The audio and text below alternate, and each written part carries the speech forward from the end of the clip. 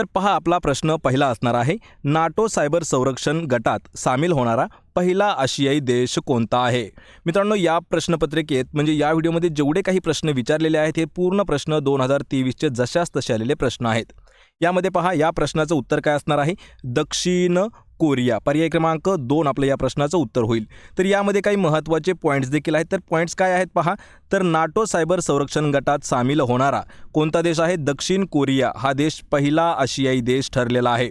यामध्ये दुसरा पॉईंट काय आहे? तर नाटो सायबर संरक्षण गट जो आहे याची स्थापना 2008 मध्ये झाली. लक्षात ठेवायचं आहे, नाटोचा आपल्याला फुल फॉर्म देखील विचारला जाऊ शकतो. या ठिकाणी आपण मराठीमध्ये घेतलेला आहे, तसेच मी तुम्हाला इंग्रजीमध्ये देखील सांगतो. तर नॉर्थ अटलांटिक संधी संघटना म्हणजेच नॉर्थ अटलांटिक ट्रिटी ऑर्गनायझेशन म्हणजेच नाटो. तर नाटोची स्थापना आहे पहा 1949. कधी? 1949. पण या ठिकाणी काय दिलं आहे? तर नाटो सायबर संरक्षण गट याची जी स्थापना आहे ती आहे 2008. एकूण देश किती आहेत? तर एकूण देश आहेत पहा यामध्ये 31 देश. युरोपियन आहेत 2 आणि 2 देश उत्तर अमेरिकेतील आहेत. आणि 31वा जो देश आहे तो आहे पहा फिनलँड. आणि फिनलँडवर आपल्याला अजून एक प्रश्न विचारला जाऊ शकतो की फिनलँडची राजधानी कोणती आहे? तर लक्षात ठेवा, हेलसिंकी ही जी आहे ही फिनलँडची राजधानी आहे. प्रश्न आपला पहिला मित्रांनो पूर्णपणे क्लिअर झालेला आहे, कारण आपण प्रत्येक प्रश्नाचं संदर्भ आणि स्पष्टीकरण देखील घेत आहोत. तर पहा प्रश्न दुसरा आहे, स्वतंत्र भारतातील पहिले मुख्य निवडणूक आयुक्त म्हणून डॅश यांची नेमणूक करण्यात आली होती. पहा, भारतातील स्वतंत्र भारतातील लक्षात ठेवायचे, स्वतंत्र भारतातील म्हणजे कधी? तर 15 ऑगस्ट 1947 नंतर भारतातील पहिले मुख्य निवडणूक आयुक्त म्हणून कोणाची नियुक्ती झाली होती? तर या प्रश्नाचं उत्तर होईल पर्याय क्रमांक 3 सुकुमार सेन. तर यांच्याविषयी महत्त्वाचे पॉईंट्स म्हणजे पहा, सुकुमार सेन हे जे आहेत हे स्वतंत्र भारताचे पहिले मुख्य निवडणूक आयुक्त होते. त्यांचा जो कार्यकाल होता तो 21 मार्च 1950 ते 19 डिसेंबर 1958 इतका होता. त्यांचं जे शिक्षण आहे ते कलकत्ता प्रेसिडेन्सी विद्यापीठात झालेलं होतं. निवडणूक आयोग जे आहे हे 25 जानेवारी 1950 यामध्ये स्थापन झालेलं आहे. आणि आत्ताचं म्हणजेच पहा 2023चा निवडणूक आयुक्त जे आहे ते आहेत 25वे आणि ते आहेत राजीव कुमार. पर्याय क्रमांक 3 आपलं या प्रश्नाचं उत्तर होईल. तर पहिले कोण होते? सुकुमार सेन. प्रश्न तिसरा आहे, 5 मे 2022 मध्ये महाराष्ट्रातील 28वी महानगरपालिका स्थापन करण्यात आली होती. तर ती कोणत्या जिल्ह्यामध्ये आहे? मित्रांनो, परीक्षा कोणती जरी असली ना तर महानगरपालिकेवरती आपल्याला हमखास एक प्रश्न हा नेहमी विचारला जातो. तर लक्षात ठेवा, या प्रश्नाचं उत्तर असणार आहे पर्याय क्रमांक 4 तर कोल्हापूर. तर लक्षात ठेवा, प्रश्न हा इम्पॉर्टंट आहे. तर 2022 मध्ये 28वी महानगरपालिका म्हणून इचलकरंजीला घोषित केलं आणि 29वी महानगरपालिका ही जालना आहे. लक्षात ठेवा, जालन्यावरती आपल्याला प्रश्न विचारला होता 29वी महानगरपालिका कोणती आहे? तर 29वी आहे पहा जालना आणि 28वी आहे कोल्हापूरमधील इचलकरंजी. तर इचलकरंजी हे जे आहे ही महानगरपालिका कोल्हापूर या जिल्ह्यामध्ये आहे आणि इचलकरंजी महानगरपालिका होती आणि तिचं जे रूपांतर आहे हे महानगरपालिकेत करण्यात आलेलं आहे. आधी काय होती? नगरपालिका. रूपांतर कशात केलं? महानगरपालिकेमध्ये. आणि इचलकरंजी हे वस्त्र उद्योगासाठी प्रसिद्ध आहे. त्यालाच महाराष्ट्राचे मँचेस्टर असं म्हटलं जातं.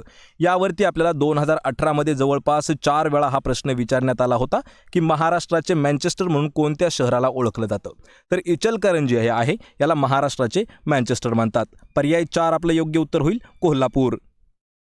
प्रश्न चौथा आहे, एकाच राज्यातील व्यापारात केंद्र शासनाकडून डॅश आकारला जातो. प्रश्न हा देखील महत्त्वाचा आहे आणि या प्रश्नाचं उत्तर होईल CGST. CGST. पर्याय क्रमांक 2 आपलं या प्रश्नाचं अचूक उत्तर असणार आहे. तर लक्षात ठेवा, अत्यावश्यक ज्या काही वस्तू आहेत तर त्यांच्यावरती केंद्र सरकार CGST हा जो टॅक्स आहे हा आकारत असतं आणि यामध्ये CGST गुड सर्व्हिस टॅक्स त्याची जी लागू करण्यात आला 1 एप्रिल 2017 आणि यामध्ये पहा जे काही GST आहे याचे जे प्रकार असतात ते असतात IGST, CGST, SGST, UTGST. हे जे आहेत हे अशा प्रकारचे GST म्हणजे जे आहेत तर त्यांचे हे काय म्हणतात त्याला एक प्रकारे मेथड्स म्हणजे प्रकार असणार आहेत. आणि एकाच राज्यातील व्यापारात केंद्र शासनाकडून आकारला जातो तो असतो CGST. पर्याय 2 आपलं या प्रश्नाचं उत्तर होईल. प्रश्न 5वा आहे, शेतकऱ्यांनी डॅश जिल्ह्यात साराबंदीची चळवळ सुरू केली होती. पहा, शेतकऱ्यांनी खालीलपैकी कोणत्या जिल्ह्यामध्ये साराबंदीची चळवळ आहे ती सुरू केली होती?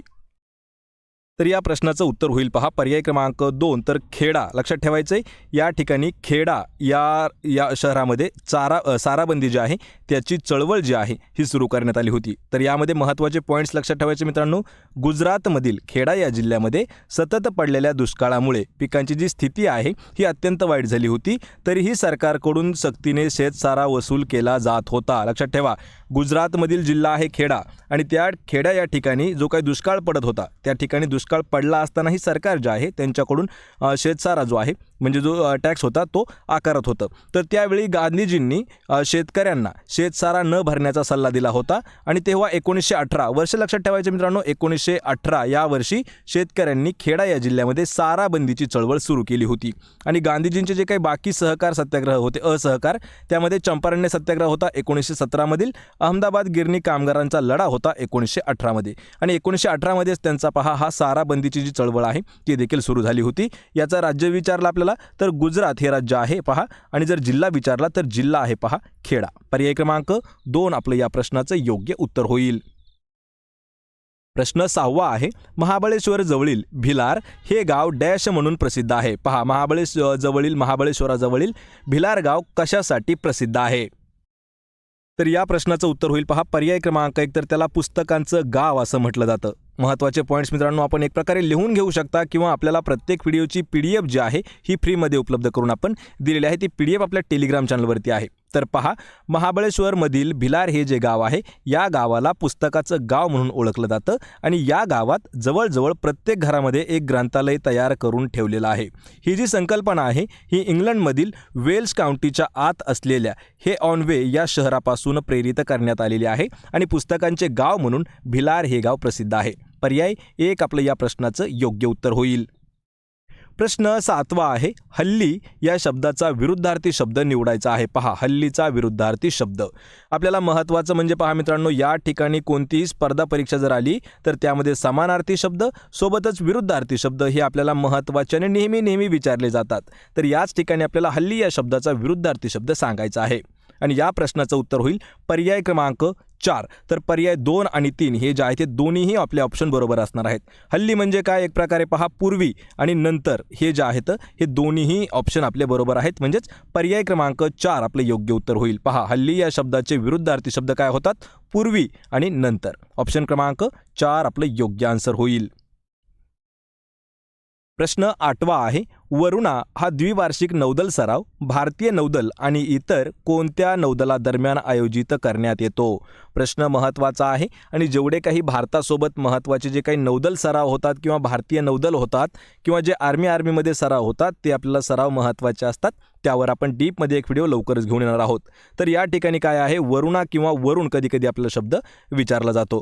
तर या प्रश्नाचं उत्तर असणार आहे मित्रांनो पर्याय क्रमांक 1, तर फ्रान्स नौदल. लक्षात ठेवा, वरुणा हा भारत आणि फ्रान्स या देशादरम्यानचा नौदल सराव आहे. कोणत्या? फ्रान्स आणि भारत देशादरम्यानचा. हा जो सराव आहे हा द्विवार्षिक आहे म्हणजे दर 2 वर्षानंतर घेतला जातो.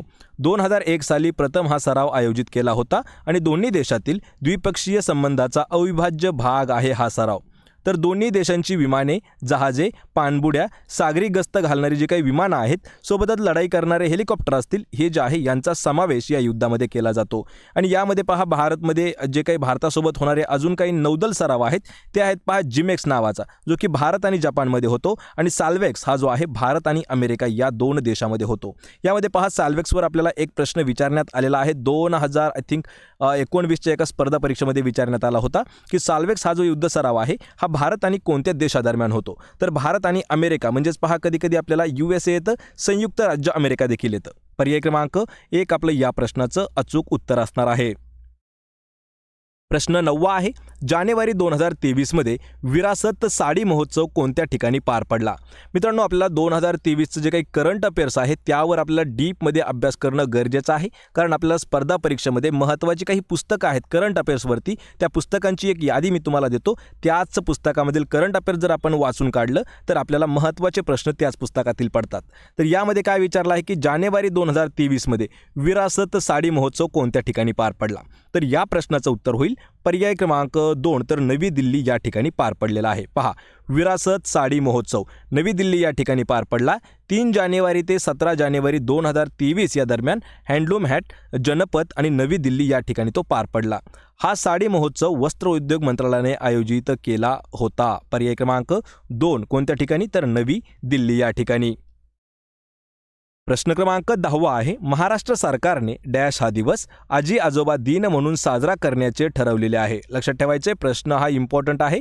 कधी कधी आपल्याला नंतर जर प्रश्न विचारला तर प्रश्न असा येऊ शकतो की आजी आजोबा दिवस म्हणून कोणता दिवस साजरा केला जातो. तर लक्षात ठेवायचं आहे 10 सप्टेंबर, पर्याय क्रमांक 3. 10 सप्टेंबर हा जो दिवस आहे हा महाराष्ट्र सरकारने, लक्षात ठेवा देशामध्ये नाही तर फक्त महाराष्ट्र सरकारने 10 सप्टेंबर हा जो दिवस आहे आजी आजोबा दिन म्हणून साजरा करण्याचे आदेश दिलेले आहेत. आणि या दिवशी राज्यस्तरावरती, जिल्हा स्तरावरती आणि शाळा स्तरावरती विविध कार्यक्रमाचे आयोजन करण्यात यावे असं देखील सांगितलं आहे. प्रत्येक वर्षी हा जो दिवस आहे हा साजरा केला असं नमूद करण्यात आलेलं आहे. कधी? 10 सप्टेंबर हा दिवस. पर्याय क्रमांक 3 आपलं या प्रश्नाचं अचूक उत्तर होईल. प्रश्न क्रमांक 11 आहे, कृत्रिम बुद्धिमत्तेचा वापर करून चॅट जीपीटी हा रोबो, म्हणजे त्याला आपण एक प्रकारे यंत्रमानव म्हणतो, तर डॅश या अमेरिकन कंपनीने 2 नोव्हेंबर 2022 मध्ये बाजारात आणलेला आहे. लक्षात ठेवायचं आहे, चॅट जीपीटी सध्या जे वातावरण आहे पहा, हे सर्वात जास्त चॅट जीपीटीवरती आहे. म्हणजे हे जे आहे हे एक AI टेक्नॉलॉजी आहे. यामध्ये आपल्याला जर विचारलं तर काय आहे, चॅट जीपीटी म्हणजे AI याचा वापर करून कोणत्या कंपनीने आणलेला आहे, 2 नोव्हेंबर 2022ला त्याला मार्केटमध्ये. तर या प्रश्नाचं उत्तर होईल ओपन AI. पहा, ओपन आपण सरळ इंग्रजीमध्ये येईल, ओपन AI ह्या कंपनीने त्याला लॉन्च केला आहे. तर ओपन AI या अमेरिकन कंपनीने चॅट जीपीटी म्हणजे chat generative pre trained transformer याचा जो शोध आहे तो लावलेला आहे. 2 नोव्हेंबर 2022ला त्यांनी मार्केटमध्ये लॉन्च केलं आणि 30 नोव्हेंबर 2022ला ते जे आहे हे बाजारामध्ये आणलेलं आहे.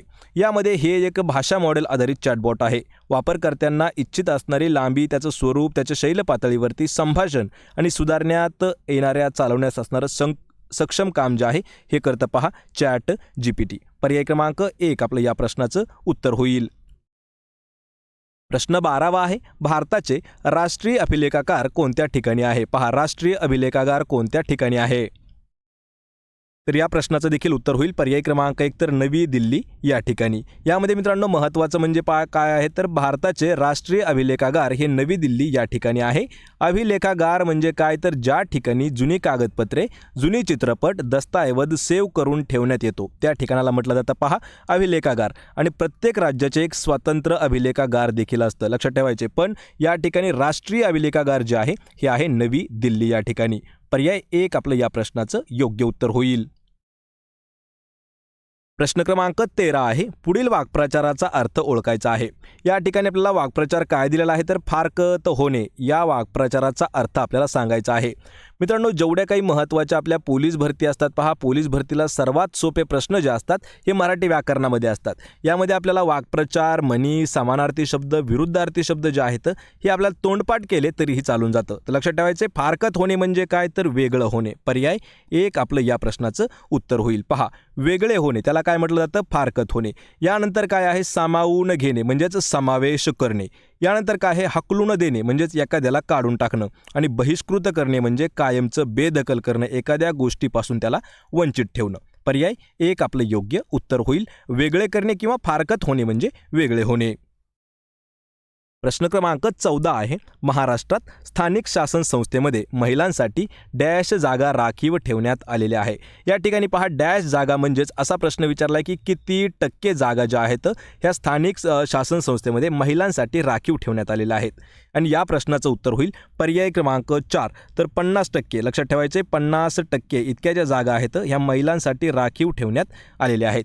यामध्ये महाराष्ट्रातील स्थानिक शासन संस्थांमध्ये महिलांसाठी 50% जागा ह्या ज्या आहेत ह्या राखीव आहेत. यामध्ये आंध्र प्रदेश, बिहार, छत्तीसगड, झारखंड, केरळ, महाराष्ट्र, ओडिसा, राजस्थान, त्रिपुरा आणि उत्तराखंड या राज्यात महिलांसाठी सदस्य आणि सरपंचामध्ये 50% आरक्षणासाठी कायदेशीर तरतूद देखील केलेली आहे. कोणत्या राज्यामध्ये, आंध्र प्रदेश, बिहार, छत्तीसगड, झारखंड, महाराष्ट्र, केरळ, उत्तराखंड, त्रिपुरा, राजस्थान आणि ओडिसा. जागा किती टक्के आहेत, 50%. पर्याय क्रमांक 4 आपलं या प्रश्नाचं योग्य उत्तर होईल. प्रश्न क्रमांक 15 आहे, संयुक्त राष्ट्र संघाद्वारे 2023 हे वर्ष कोणते वर्ष म्हणून साजरे करण्यात येणार आहे? पहा, संयुक्त राष्ट्र संघाद्वारे कोणतं वर्ष आहे की जे 2023 हे जे वर्ष आहे हे कोणतं वर्ष म्हणून घोषित करण्यात येणार आहे किंवा साजरं करण्यात येणार आहे? तर या प्रश्नाचं उत्तर होईल पहा पर्याय क्रमांक 4, भरड धान्य वर्ष हे जे आहे हे 2023ला घोषित करण्यात आलेलं आहे. संयुक्त राष्ट्राद्वारे 2023 हे वर्ष आंतरराष्ट्रीय भरड धान्य वर्ष म्हणून घोषित करण्यात येत आहे किंवा साजरे करण्यात येत आहे आणि संयुक्त राष्ट्राच्या आमसभेद्वारे हे वर्ष जाहीर करण्यात आलं आहे. 70 देशांनी या गोष्टीला पाठिंबा दिलेला आहे. हे वर्ष भरड धान्य वर्ष म्हणून लागू केल्यामुळे भरड धान्याबाबत जागरूकता, आरोग्याशी संबंधित धोरण आखताना देशांना मदत होणार आहे. पर्याय 4 आपलं या प्रश्नाचं अचूक उत्तर असणार आहे. प्रश्न क्रमांक 16 आहे, 1 जानेवारी 2023 रोजी डॅश या देशाने युरो हे चलन स्वीकारलेलं आहे. पहा, युरो हे जे चलन आहे हे कोणत्या देशाने स्वीकारलं आहे? तर या प्रश्नाचं उत्तर होईल पर्याय क्रमांक 4, क्रोएशिया. 1 जानेवारी 2023 या दिवशी क्रोएशियाने युरो हे जे चलन आहे हे स्वीकारलं आहे आणि युरो झोनमध्ये सामील होणारा क्रोएशिया हा जो आहे हा 27व्या क्रमांकाचा देश ठरला आहे. युरो हे चलन 1 जानेवारी 1999 पासून लागू करण्यात आलेलं आहे आणि 2023मध्ये क्रोएशिया या देशानं युरो हे चलन जे आहे हे चलनामध्ये आपल्या स्वीकारलं आहे. पर्याय 4 आपलं योग्य उत्तर होईल क्रोएशिया. प्रश्न क्रमांक 17 आहे, जय जय महाराष्ट्र माझा गरजा महाराष्ट्र माझा या गीताला राज्यगीताचा दर्जा देण्यात आला आहे. तर हे जे गीत आहे हे कोणी लिहिलेलं आहे? पहा, सदर गीत म्हणजे हे जे दिलेलं गीत आहे जय जय महाराष्ट्र माझा गरजा महाराष्ट्र माझा या गीताला राज्यगीताचा दर्जा दिला आहे, पण या गीताचं लेखन जे आहे हे कोणी केलं आहे? या प्रश्नाचं उत्तर होईल पर्याय क्रमांक 3, तर राजा बडे यांनी या गीताचं लेखन केलं आहे. लक्षात ठेवायचं आहे कोणी? राजा बडे यांनी. तर या गीताचे जे संगीतकार आहेत ते आहेत श्रीनिवास खळे. पहा, श्रीनिवास खळे आहेत संगीतकार आणि गीताचे गायक जे आहेत हे आहेत शाहीर साबळे. 19 फेब्रुवारी 2023 पासून या गीताला राज्यगीताचा दर्जा जो आहे हा देण्यात आलेला आहे आणि स्वतःचे राज्यगीत असणारे महाराष्ट्र 12वे राज्य ठरलेलं आहे. म्हणजे यापूर्वी असे 11 राज्य होते पहा की ज्या राज्यांना स्वतःचं राज्यगीत होतं आणि महाराष्ट्राला देखील मिळालं आहे आता आणि महाराष्ट्र हा 12व्या क्रमांकाचं राज्य आहे की त्याला स्वतःचं राज्यगीत आहे. पर्याय 3 आपलं या प्रश्नाचं योग्य उत्तर होईल. प्रश्न 18 आहे, खालीलपैकी मार्च 2023मध्ये भारतीय रेल्वेच्या कोणत्या रेल्वे विभागाने त्यांच्या अंतर्गत असणाऱ्या 100% ब्रॉडगेज मार्गाचे विद्युतीकरण साध्य केलेलं आहे? पहा, 100% विद्युतीकरण. तर या प्रश्नाचं उत्तर काय होईल? पहा, पर्याय क्रमांक 1, तर मध्य रेल्वे सेंट्रल रेल्वेने. तर मध्य रेल्वेने सर्व ब्रॉडगेज मार्गावरती 3825 किलोमीटर 100% रेल्वे विद्युतीकरण साध्य केलेलं आहे. मध्य रेल्वेचा शेवटचा नॉन इलेक्ट्रिफाईड सेक्शन म्हणजेच सोलापूर विभागातील आरसो रोड, लातूर रोडचे विद्युतीकरण त्यांनी शेवटचं आहे ते पूर्ण केलं होतं आणि मध्य रेल्वेने सर्व ब्रॉडगेज मार्गावरती पूर्णपणे विद्युतीकरण केल्याने दरवर्षी 5 पॉईंट, लक्षात ठेवा 5.204 इतका लाख टन कार्बन फूटप्रिंट कमी करण्यास मदत झालेली आहे. पर्याय 1 आपलं योग्य उत्तर होईल. प्रश्न क्रमांक 19 आहे, 2023च्या जागतिक सुरक्षा परिषदेचे आयोजन कोणत्या ठिकाणी करण्यात आलेले आहे? कधीचं? 2023ची जी जागतिक सुरक्षा परिषद झाली त्याचं आयोजन कोणत्या ठिकाणी करण्यात आलं? या प्रश्नाचं उत्तर होईल पर्याय क्रमांक 4, तर जयपूर या ठिकाणी करण्यात आलेलं आहे. मित्रांनो, या ठिकाणी महत्त्वाचे आपल्याला पॉईंट्स लक्षात आले पाहिजे की 2023ची जागतिक सुरक्षा परिषद झाली ती जयपूर या ठिकाणी आयोजित करण्यात आली होती. भारताचे रेल्वे संरक्षण दल आणि UIC यांच्यामध्ये भागीदारीमध्ये ही परिषद आयोजित करण्यात आली होती. या परिषदेचं ब्रीदवाक्य काय आहे? तर रेल्वे संरक्षण नीती, प्रतिसाद व भविष्य वेध हे याचं ब्रीदवाक्य आहे आणि 2023ची ही परिषद 18वी परिषद होती. कधीकधी आपल्याला प्रश्न विचारला जाऊ शकतो की 18वी जागतिक सुरक्षा परिषद कोणत्या ठिकाणी आयोजित करण्यात आली?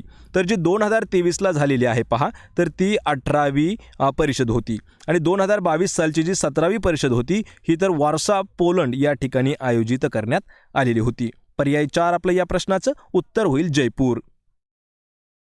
प्रश्न 20 आहे, लोकशाहीर अण्णाभाऊ साठे यांच्या पुतळ्याचे नुकतेच कोणत्या देशामध्ये अनावरण करण्यात आलेले आहे? या प्रश्नाचं उत्तर होईल पर्याय क्रमांक 1 तर रशिया या देशामध्ये. कधी कधी आपल्याला रूस असाही शब्द विचारला जाऊ शकतो, कारण रूस हा जो शब्द आहे हा हिंदी वर्ड आहे. तर लोकशाहीर अण्णाभाऊ साठे यांच्या पुतळ्याचं अनावरण हे जे आहे हे रशियामध्ये करण्यात आलं आहे. लक्षात ठेवा, महत्त्वाचा हा प्रश्न आहे. तर अण्णाभाऊ साठे यांचा जन्म 1920 साली सांगली या ठिकाणी झालेला आहे. अण्णाभाऊ साठे हे समाजसेवक, कवी आणि लेखक म्हणून प्रसिद्ध आहेत. दलित साहित्याचे संस्थापक म्हणून त्यांना श्रेय दिले जाते. फकीरा ही 1959 राज्य सरकारच्या उत्कृष्ट कादंबरीचा पुरस्कार देखील त्यांना मिळाला आहे. या ठिकाणी फकीरावरती आपल्याला प्रश्न विचारला जातो की फकीरा ही जी कादंबरी आहे याचे लेखक कोण आहेत. तर अण्णाभाऊ साठे यांची कादंबरी आहे पहा फकीरा. माझा रशियाचा प्रवास हे त्यांचं प्रवास वर्णन देखील त्यांनी लिहिलं आहे. वैजयंता कादंबरी 1961ची आहे. वारणेचा वाघ ही कादंबरी 1970ची आहे.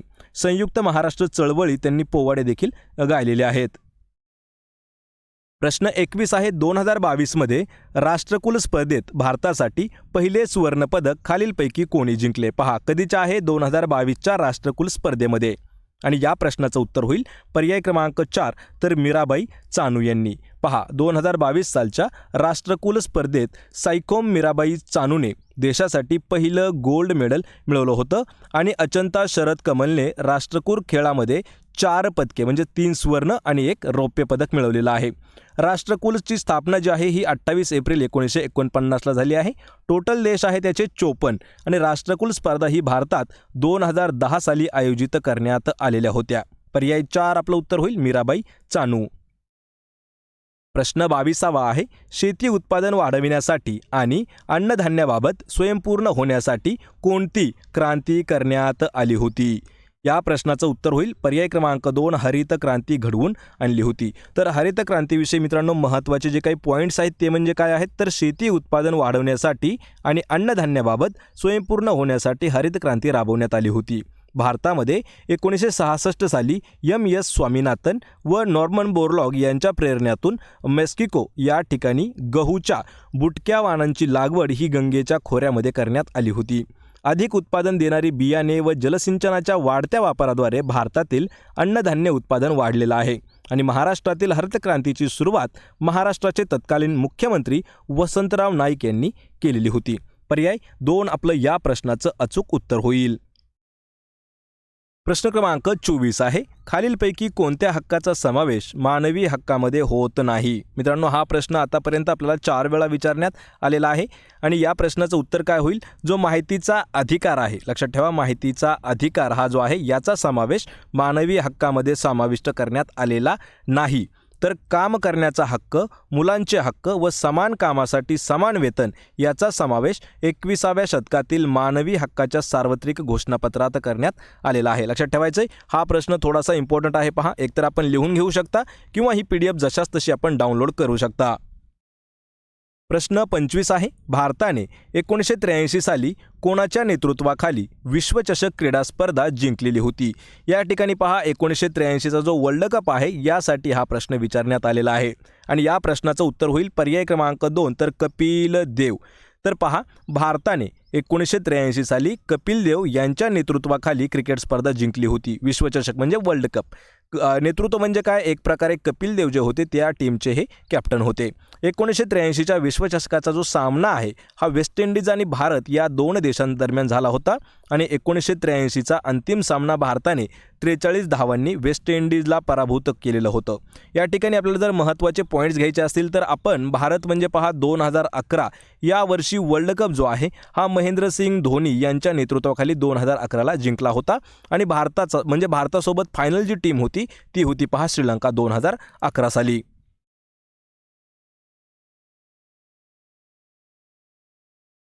तर पहा, आपला प्रश्न पहिला आहे, खालीलपैकी चुकीची जोडी ओळखायची आहे. पहा, आपल्याला चुकीची जोडी ओळखायची मित्रांनो.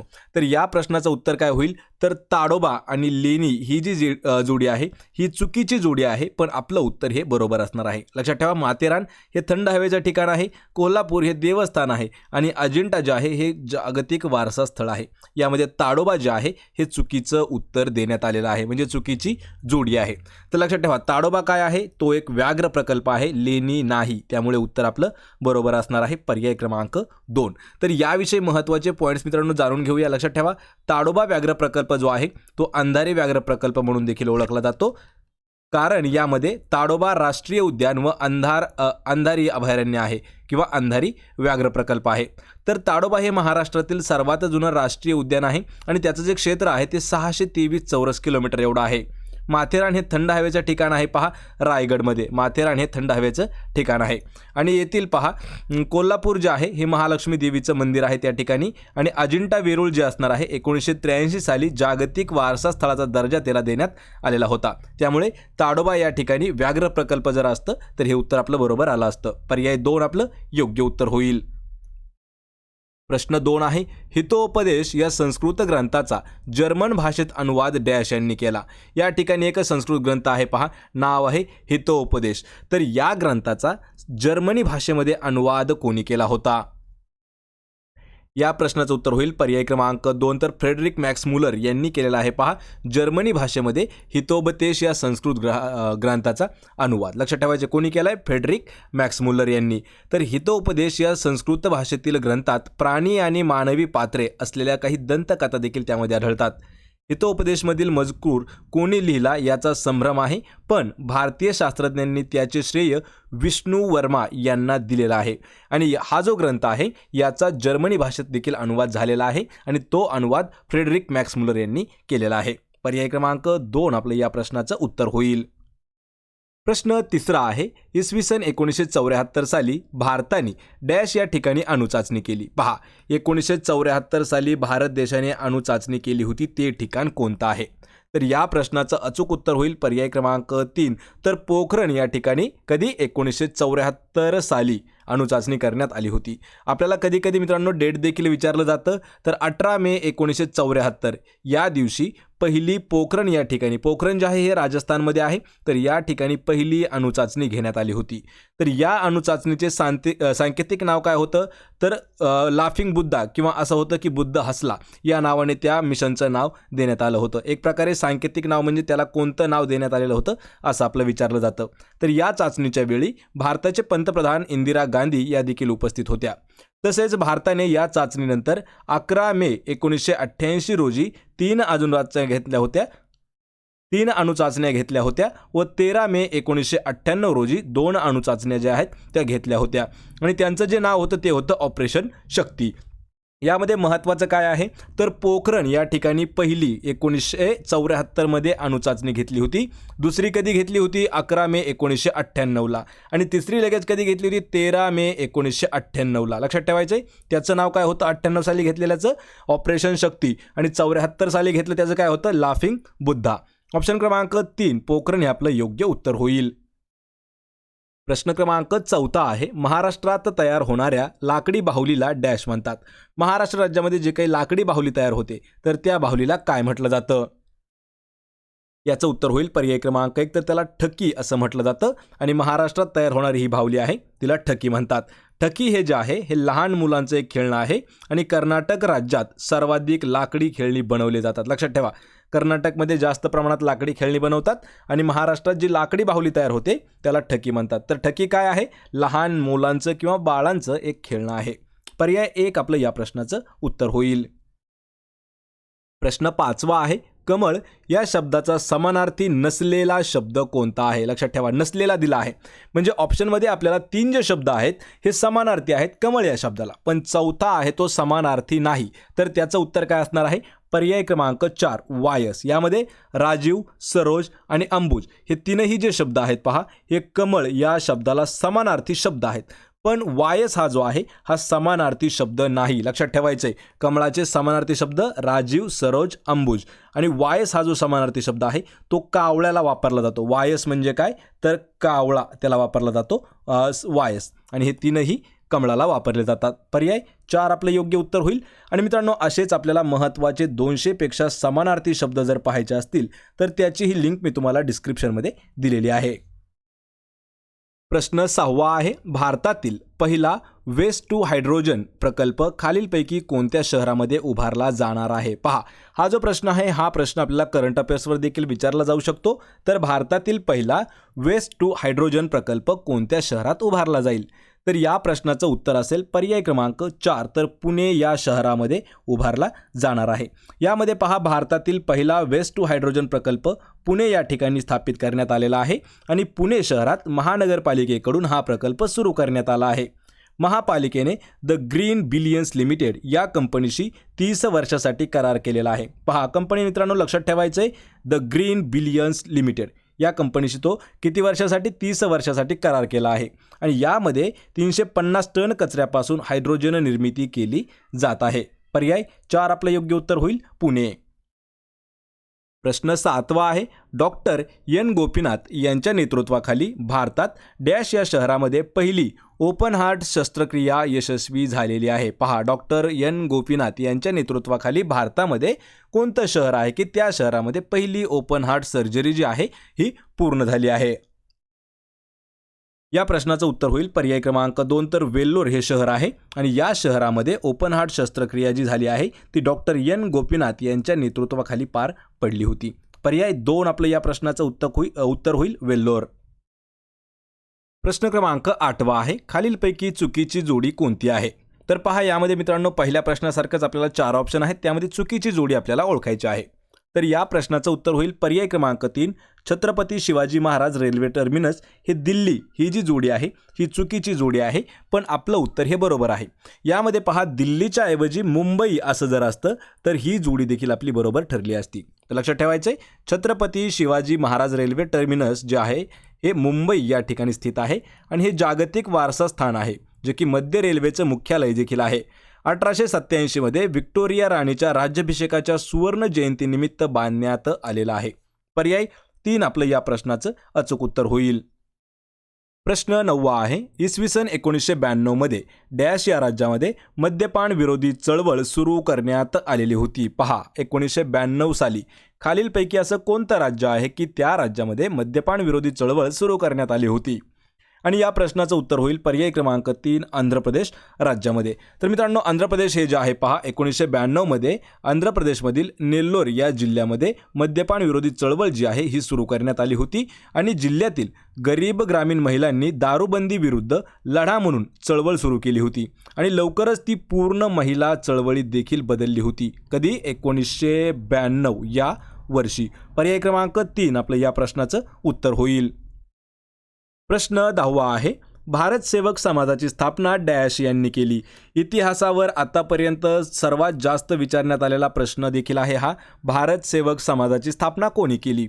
तर मित्रांनो, या प्रश्नाचं उत्तर असणार आहे पर्याय क्रमांक 4, गोपाळ कृष्ण गोखले. लक्षात ठेवा, भारत सेवक समाजाची स्थापना 12 जून 1905 आहे. 12 जून 1905 या वर्षी करण्यात आलेली आहे. कोणी केली आहे? गोपाळ कृष्ण गोखले यांनी केलेली आहे. पुण्यामध्ये स्थापन झालेल्या भारत सेवक समाजाचं उद्दिष्ट काय होतं? तर भारतातील नागरिकांसाठी स्वयंसेवी सेवेचे मार्ग शोधणे आणि विकसित करणे, राष्ट्रीय प्राप्तीला चालना देण्यासाठी आणि देशाची आर्थिक ताकद निर्माण करणे, हे जे आहे हे भारत सेवक समाजाचे स्थापनेचं किंवा त्याचं समाजाचं एक उद्दिष्ट होतं. याचे संस्थापक कोण आहेत? तर गोपाळ कृष्ण गोखले. आणि जेवढ्या काही इतिहासामध्ये आपल्या महत्त्वाच्या संस्था आहेत तर त्या संस्थांचे संस्थापक कोण आहेत यावर आपण एक व्हिडिओ पूर्ण घेतलेला आहे, त्याचीही लिंक मी तुम्हाला डिस्क्रिप्शनमध्ये देत आहे. पर्याय 4 आपलं या प्रश्नाचं उत्तर होईल. प्रश्न 11वा आहे, संसदीय शासन पद्धती डॅश या ठिकाणी विकसित झाली आहे. या प्रश्नाचं उत्तर होईल पर्याय क्रमांक 4, तर इंग्लंड. लक्षात ठेवा मित्रांनो, प्रश्न महत्त्वाचा आहे. तर इंग्लंड या ठिकाणी संसदीय शासन पद्धती जी आहे ती विकसित झालेली आहे. संसदीय शासन पद्धत ही प्रामुख्याने इंग्लंड या देशामध्ये विकसित झाली असून इंग्लंडमध्ये अलिखित संविधान असून आजही तेथे बराचसा राज्यकारभार जो आहे तो पारंपरिक किंवा पिढ्यानपिढ्या चालत आलेल्या संकेतांच्या आधारावरती काम करतो. लक्षात ठेवायचं, संविधान म्हणजे काय? तर ग्रंथरूपात न लिहिलेलं संविधान. तर पार्लमेंट ही संस्था जी आहे तिथं हळूहळू विकसित होत गेलेली आहे. इंग्लंड या देशामध्ये संसदीय शासन पद्धती विकसित आहे. पर्याय 1 आपलं योग्य उत्तर होईल. प्रश्न क्रमांक 12 आहे 19 जुलै 1969 साली देशातील प्रमुख डॅश बँकांचे राष्ट्रीयकरण करण्यात आलं होतं. म्हणजे प्रश्न आहे आपल्याला 1969 या साली काही राष्ट्रीय बँकांचं राष्ट्रीयकरण करण्यात आलं होतं, ज्या देशातील आपल्या प्रमुख बँके होत्या. तर त्या किती बँके होत्या? तर लक्षात ठेवायचं एकूण 14 बँक होत्या की ज्यांचं राष्ट्रीयकरण करण्यात आलेलं होतं. यामध्ये महत्त्वाचं म्हणजे तारीख लक्षात ठेवायची आहे 19 जुलै 1969. तर देशातील 14 मोठ्या खाजगी बँका ज्या होत्या त्यांचं राष्ट्रीयकरण करण्यात आलं होतं आणि हा निर्णय जो आहे हा पंतप्रधान इंदिरा गांधी असताना त्यांच्या काळामध्ये घेण्यात आला होता. तर या काळामध्ये भारतात सार्वजनिक क्षेत्रातील बँकापेक्षा खाजगी बँकांचा अर्थव्यवस्थेवर दबदबा हा जास्त प्रमाणात होता. तसेच 1980 साली 6 अनुसूचित बँकांचं राष्ट्रीयकरण देखील झालं होतं. पहा 1969 या साली किती 14 बँक आणि 1980 या वर्षी किती 6 अनुसूचित बँकांचं राष्ट्रीयकरण करण्यात आलेलं होतं. पर्याय क्रमांक 2 आपलं या प्रश्नाचं अचूक उत्तर होईल. प्रश्न क्रमांक 13 आहे संयुक्त राष्ट्राच्या मानवाधिकार परिषदेतून या देशाला एप्रिल 2022 मध्ये निलंबित करण्यात आलेला आहे. पहा करंट अफेअर्स 2022 वर असणारा हा इम्पॉर्टंट असा प्रश्न आहे. तर संयुक्त राष्ट्राचा जो मानवाधिकार परिषद आहे त्या परिषदेमधून कोणत्या देशाला एप्रिल 2022 मध्ये निलंबित करण्यात आलं होतं आणि या प्रश्नाचं उत्तर होईल पहा पर्याय क्रमांक 2 रूस म्हणजे रशियाला निलंबित केलेला आहे. तर लक्षात ठेवायचं यामध्ये संयुक्त राष्ट्र महासभेने रशियाला मानवी हक्क संघटनेतून निलंबित करण्याचा ठराव मंजूर केला होता. तर अमेरिकेत सुरू असलेल्या ठरावाच्या बाजूने 93 मतं जी आहेत ही त्यांना मिळाली. तर 24 देशांनी नाकारलं होतं आणि भारतासह 58 देश गैरहजर राहिले होते. त्यामुळे लक्षात ठेवायचं एप्रिल 2022 मध्ये रशियाला निलंबित केलं गेलं. पर्याय 2 आपलं या प्रश्नाचं योग्य उत्तर होईल. प्रश्न 14 आहे संविधान सभेचे अध्यक्ष खालीलपैकी कोण होते? आत्तापर्यंत हा देखील प्रश्न भरपूर वेळा विचारण्यात आलेला आहे, कारण याच प्रश्नामध्ये आपल्याला 2 प्रश्न हे पाहायला मिळणार आहेत. तर आपण या प्रश्नाचं उत्तर पाहूया. तर डॉक्टर राजेंद्र प्रसाद, पहा डॉक्टर राजेंद्र प्रसाद हे जे होते हे संविधान सभेचे अध्यक्ष होते. लक्षात ठेवा यावर आपल्याला 2-3 प्रश्न मी लवकर सांगतो. 1946 रोजी डॉक्टर राजेंद्र प्रसाद यांना संविधान सभेचे अध्यक्ष म्हणून नियुक्त करण्यात आलं होतं. तर त्यांच्या अगोदर सच्चिदानंद सिन्हा यांची तात्पुरती काळासाठी अध्यक्ष म्हणून नियुक्ती करण्यात आलेली होती. 9 डिसेंबर 1946 रोजी संविधान सभेची पहिली बैठक पार पडली. लक्षात ठेवा यावर आपल्याला प्रश्न विचारण्यात आलेला आहे. संविधान सभेची पहिली बैठक कधी पार पडली? 9 डिसेंबर 1946ला आणि 13 डिसेंबर 1946ला उद्दिष्टाचा ठराव स्वीकारण्यात आलेला होता. आणि डॉक्टर राजेंद्र प्रसाद यांच्याविषयी जर अजून जाणून घ्यायचं असेल तर डॉक्टर राजेंद्र प्रसाद हे जे होते हे आपल्या भारताचे पहिले राष्ट्रपती होते. पहा स्वतंत्र भारताचे आपल्या पहिले प्रेसिडेंट म्हणजे पहिले राष्ट्रपती होते डॉक्टर राजेंद्र प्रसाद. पर्याय क्रमांक 2 आपलं या प्रश्नाचं योग्य उत्तर असणार आहे. प्रश्न 15 आहे परम 8000 हा संगणक तयार करणारे शास्त्रज्ञ कोण होते? पहा या ठिकाणी आपल्याला प्रश्न महत्त्वाचा आहे. कधी महासंगणक असा शब्द आपल्याला विचारला जाऊ शकतो. महासंगणक म्हणजे आपल्याला सरळ भाषेत जर सांगायचं झालं तर परम 8000 हा जो सुपर कम्प्युटर आहे याला तयार करणारे किंवा विकसित करणारे शास्त्रज्ञ कोण आहेत? तर या प्रश्नाचं उत्तर होईल डॉक्टर विजय भटकर यांनी केलेलं आहे. पहा परम 8000 म्हणजेच 8000 हा जो आहे सुपर कम्प्युटर आहे आणि याची स्थापना जी आहे किंवा याला जे विकसित केलं आहे ते डॉक्टर विजय भटकर यांनी केलेला आहे. आणि हा जो कम्प्युटर आहे हा सीडॅक, लक्षात ठेवायचं या ठिकाणी सीडॅक असा शब्द आहे. सीडॅक या संस्थेने पुणे या ठिकाणी तयार केलेला आहे. सध्या ऐरावत हा जो आहे हा भारताचा सुपर कम्प्युटर सर्वाधिक वेगवान मानला जातो. म्हणजे या ठिकाणी पहा सुपर कम्प्युटरची देखील आपल्याला एक प्रकारे स्पीड माहीत असते. तर सर्वात फास्ट कोणता आहे भारताचा? तर तो आहे ऐरावत. आणि यामध्ये पहा प्रत्युष आणि मिहिर हे देखील संगणक आहेत म्हणजे सुपर कम्प्युटर देखील आहेत. पर्याय 1 आपलं योग्य उत्तर होणार आहे. प्रश्न क्रमांक 16 आहे 2022 सालच्या WHO वर्ल्ड हेल्थ ऑर्गनायझेशनच्या अमृत महोत्सवाची 75वी सभेची मुख्य संकल्पना काय होती? पहा WHO सरळ आपल्याला जाणून घ्यायचं आहे. वर्ल्ड हेल्थ ऑर्गनायझेशन तर यांच्या अमृत महोत्सवी म्हणजे 75 वर्षे कंप्लीट झाले तर त्या सभेची मुख्य संकल्पना काय होती? आणि या प्रश्नाचं योग्य उत्तर असणार आहे पहा पर्याय क्रमांक 3, शांततेसाठी आरोग्य आणि आरोग्यासाठी शांतता. हे जे आहे ही त्यांची मूळ संकल्पना होती. WHO म्हणजेच वर्ल्ड हेल्थ ऑर्गनायझेशन याच्या अमृत महोत्सवी 22 ते 28 मे 2022 या रोजी जिनिव्हा या ठिकाणी, जिनिव्हा म्हणजे काय तर स्वित्झर्लंड या ठिकाणी आयोजित करण्यात आलं होतं. तर या वर्षाची थीम होती शांततेसाठी आरोग्य आणि आरोग्यासाठी शांतता. तर भारताचे आरोग्य सचिव आणि राजेश भूषण यांची 75व्या जागतिक आरोग्य सभेचे अध्यक्ष म्हणून नियुक्ती करण्यात आलेली होती. पर्याय क्रमांक 3 आपलं या प्रश्नाचं अचूक उत्तर होईल. प्रश्न क्रमांक 17 आहे, भारताचे डॅश हे राज्यसभेचे पदसिद्ध सचिव असतात. पहा, भारताचे खालीलपैकी कोण राज्यसभेचे पदसिद्ध सभापती असतात? आणि या प्रश्नाचं उत्तर होईल पर्याय क्रमांक 2, उपराष्ट्रपती. तर भारताचे उपराष्ट्रपती हे राज्यसभेचे पदसिद्ध सभापती असतात. उपराष्ट्रपती हे पद अमेरिकन उपराष्ट्रपती पदावरती आधारित आहे. कलम 63 यामध्ये उपराष्ट्रपती पदाचा उल्लेख करण्यात आलेला आहे आणि डॉक्टर सर्वपल्ली राधाकृष्णन भारताचे पहिले उपराष्ट्रपती होते. लक्षात ठेवायचे, यावर प्रश्न विचारला जातो की भारताचे पहिले राष्ट्रपती कोण? तर डॉक्टर राजेंद्र प्रसाद हे पहिले राष्ट्रपती होते आणि सर्वपल्ली राधाकृष्णन हे भारताचे पहिले उपराष्ट्रपती होते. आणि सध्या म्हणजे पहा, सध्या सुरू आहे 2024, तर सध्या जे आहेत हे जगदीप धनखड, या ठिकाणी धनगड झालेला आहे, तर जगदीप धनखड किंवा जगदीप धनखर असा देखील आपल्याला मराठी हिंदीमध्ये देऊ शकतात. तर हे 14वे उपराष्ट्रपती आहेत. कलम 66 मध्ये काय दिलेलं आहे? उपराष्ट्रपती पदाची निवडणूक दिलेली आहे. आणि कलम 69 मध्ये उपराष्ट्रपती पदाची शपथ राष्ट्रपतीद्वारे घेण्यात येते याची संकल्पना आहे. आणि घटनेमध्ये उपराष्ट्रपती म्हणून पगार नसतो, तर राज्यसभेचे पदसिद्ध अध्यक्ष म्हणून त्यांना पगार मिळतो. मित्रांनो, शेवटची लाईन जी आहे ही हा जो पॉईंट आहे हा आपल्याला महत्त्वाचा आहे. या ठिकाणी एक फॅक्ट देखील आहे. तर आपल्या घटनेनुसार उपराष्ट्रपती म्हणून त्यांना पगार दिला जात नाही, तर त्यांना पगार का दिला जातो? तर ते राज्यसभेचे पदसिद्ध अध्यक्ष म्हणून असतात, म्हणून त्यांना तो पगार दिला जातो. लक्षात ठेवा, सर्वात महत्त्वाचा पॉईंट आहे, आपल्याला माहिती असावा त्यासाठी हा पॉईंट आपण मुद्दाम घेतलेला आहे. पर्याय 2 या प्रश्नाचं अचूक उत्तर होईल. प्रश्न क्रमांक 18 आहे, 1 मे 1960 रोजी डॅश राज्याची निर्मिती झाली. आतापर्यंतचा सर्वात महत्त्वाचा आणि सर्वात सोपा प्रश्न आहे. या प्रश्नाचं उत्तर असणार आहे पर्याय क्रमांक 4. तर महाराष्ट्र राज्य. लक्षात ठेवा, महाराष्ट्र राज्याची स्थापना कधीची आहे?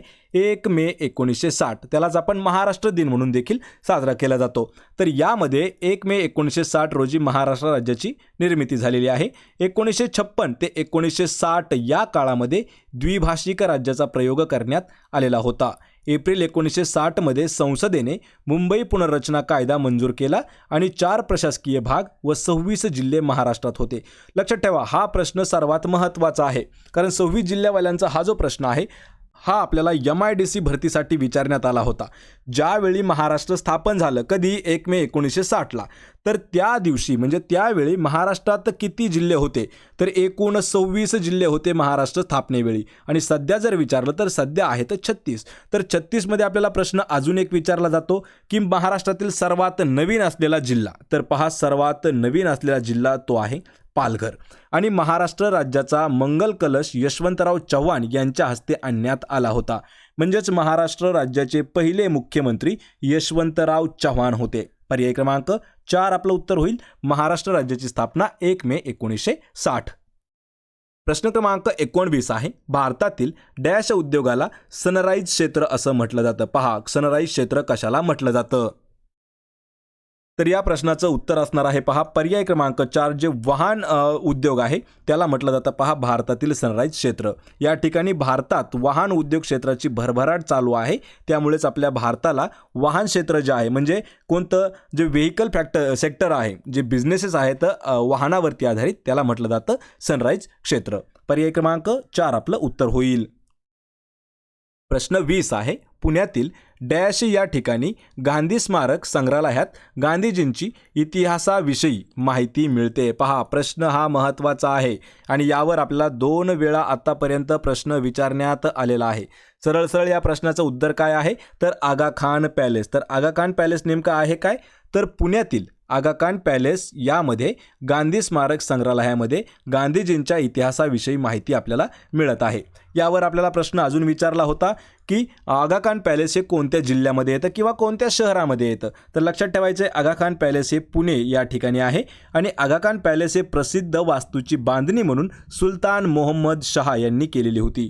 महात्मा गांधी 1942 ते 1944 या काळामध्ये आगा खान पॅलेसमध्येच राहिलेले आहेत. पर्याय क्रमांक 1 आपलं या प्रश्नाचं अचूक उत्तर होईल. प्रश्न क्रमांक 21 आहे, भारतीय हरित क्रांतीचे जनक म्हणून कोणाची ओळख आहे? भारतीय हरित क्रांती याचे जे जनक आहेत ते आहेत पहा, पर्याय क्रमांक 4 एम.एस. स्वामीनाथन. लक्षात ठेवायचे, यांना म्हटलं जातं भारतीय हरित क्रांतीचे जनक एम.एस. स्वामीनाथन. तर स्वामीनाथन यांच्या प्रयत्नामुळे भारत गहू व तांदूळ या उत्पादनामध्ये स्वयंपूर्ण होऊ शकलेला आहे. सोबतच पहा, स्वामीनाथन आणि नॉर्मन बोरलॉग यांच्या सहाय्याने 1960च्या दशकामध्ये उच्च उत्पादन देणाऱ्या बियाणाच्या लागवडीचा प्रयोग राबवण्यात आला होता आणि जगातील हरित क्रांतीचे जनक म्हणून नॉर्मन बोरलॉग यांची ओळख आहे. भारतातील हरित क्रांतीचे जनक म्हणून एम.एस. स्वामीनाथन यांची ओळख आहे. महाराष्ट्रातील हरित क्रांतीचे जनक यशवंतराव नाईक. यामध्ये आपल्याला 3 प्रश्न मित्रांनो हमेशा लक्षात ठेवायचे आहेत. पहा, पहिला काय आहे, जगातील हरित क्रांतीचे जनक कोणाला म्हटलं जातं? नॉर्मन बोरलॉग यांना. भारतातील हरित क्रांतीचे जनक कोणाला म्हटलं जातं? एम.एस. स्वामीनाथन यांना. आणि महाराष्ट्रातील हरित क्रांतीचे जनक ते आहेत वसंतराव नाईक यांना. पर्याय 3 आपलं या प्रश्नाचं अचूक उत्तर होईल. प्रश्न क्रमांक 22 आहे, सर्वोच्च न्यायालयाच्या न्यायाधीशांची नेमणूक खालीलपैकी कोण करतो? या प्रश्नाचं उत्तर होईल पर्याय क्रमांक 4 जो राष्ट्रपती आहे, म्हणजे भारताचा जो प्रेसिडेंट आहे. लक्षात ठेवा, राष्ट्रपती हा जो आहे भारतामधील सर्वोच्च न्यायालयांच्या न्यायाधीशांची नेमणूक करतात. पर्याय क्रमांक 4 आपलं उत्तर होणार आहे. तर या न्यायाधीशांची नेमणूक करताना राष्ट्रपती सर्वोच्च न्यायालयाचे सरन्यायाधीशांच्या शिफारस केलेल्या व्यक्तींची नियुक्ती करत असतात. त्यालाच कॉलेजियम पद्धत असं म्हटलं जातं. पर्याय 4 आपलं उत्तर होईल राष्ट्रपती. प्रश्न क्रमांक 23 आहे, भारतात बालकुपोषण समस्येवर उपाययोजना करण्यासाठी विविध कार्यशाळा आयोजित करणारी आंतरराष्ट्रीय संस्था कोणती आहे? हा प्रश्न मित्रांनो थोडासा महत्त्वाचा आहे, कारण यामध्ये काय दिलं आहे की भारत हा जो देश आहे हा बालकुपोषण या समस्याशी निगडित आहे. तर याच समस्येवर उपाययोजना करण्यासाठी खालीलपैकी कोणती आंतरराष्ट्रीय संघटना जी आहे किंवा संस्था जी आहे ती विविध कार्यशाळा राबवत आहे? आणि या प्रश्नाचं उत्तर असणार आहे पर्याय क्रमांक 1 तर युनिसेफ हे आपलं उत्तर होईल. भारतातील बालकुपोषणाच्या समस्येवर उपाययोजना म्हणून किंवा उपाययोजना करण्यासाठी युनिसेफ जी आहे ही संस्था ही कार्यशाळा आयोजित करते. युनिसेफ म्हणजे काय? United nation children fund. याची जी स्थापना आहे 11 डिसेंबर 1946 आहे आणि सध्याचे त्याचे अध्यक्ष कोण आहेत तर कॅथरीन रसेल. पर्याय 1 आपलं या प्रश्नाचं उत्तर होईल. प्रश्न क्रमांक 24 आहे, विद्यार्थ्यांमध्ये शिस्त व लष्करी शिक्षणाची आवड निर्माण करण्यासाठी डॅशची स्थापना करण्यात आली होती. प्रश्न हा सर्वात महत्त्वाचा आहे. आत्तापर्यंत आपल्याला पोलीस भरतीमध्ये हा प्रश्न एकूण 6 वेळा विचारण्यात आलेला आहे. विद्यार्थ्यांमध्ये शिस्त व लष्करी शिक्षण याची आवड निर्माण करण्यासाठी कशाची स्थापना करण्यात आली तर NCC. पहा, NCCची स्थापना करण्यात आलेली होती. तर यामध्ये आपल्याला महत्त्वाचं आहे की मराठी आणि इंग्रजीमध्ये NCC आपल्याला फुल फॉर्म माहीत पाहिजे. तर लक्षात ठेवायचं आहे NCC म्हणजे काय? राष्ट्रीय छात्र सेना, नॅशनल कॅडेट कोर. याची जी स्थापना आहे ही 26 नोव्हेंबर 1948 आहे आणि NCC ही भारतातील देशांतर्गत असुरक्षित प्रसंगी नागरी संरक्षण व नागरी सेवेसाठी मुलांचे कार्य करणारी छात्र सेवा संघटना आहे. देशातील बहुतेक सर्व शाखा ज्या आहेत ह्या महाविद्यालयांमध्ये योजना राबवली जाते. म्हणजे आपल्या देशातील जेवढे काही कॉलेजेस असतात, पहा कॉलेज असतात, कधी कधी शाळा देखील असतात, तर यामध्येच हे जे NCC प्रोग्राम आहे हा राबवण्यात येत असतो. पर्याय क्रमांक 3 आपलं या प्रश्नाचं योग्य उत्तर होईल. प्रश्न क्रमांक 25 आहे, महाराष्ट्राचे आद्य कीर्तनकार कोणाला म्हटलं जातं? पहा, महाराष्ट्राचे आद्य कीर्तनकार आणि या प्रश्नाचं उत्तर होईल संत नामदेव. पर्याय क्रमांक 3 आपलं या प्रश्नाचं उत्तर होईल. तर संत नामदेव यांना आद्य कीर्तनकार म्हणून ओळखलं जातं. त्यांचा जन्म, संत नामदेवांचा जन्म नरसी म्हणजे हिंगोली जिल्ह्यामध्ये 1270 मध्ये झालेला आहे आणि मृत्यू त्यांचा पंढरपूर म्हणजे सोलापूर जिल्हा 1350 साली झालेला आहे.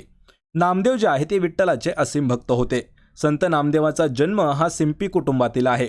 संत नामदेव भगवंताच्या प्रचारासाठी पंजाब या ठिकाणी देखील गेलेले आहेत आणि संत नामदेवांचं काही काव्य किंवा काही लिखाण जे आहे हे गुरु ग्रंथ साहिब जो आहे शिखांचा ग्रंथ, तर त्यामधील देखील आढळतं थोडंसं.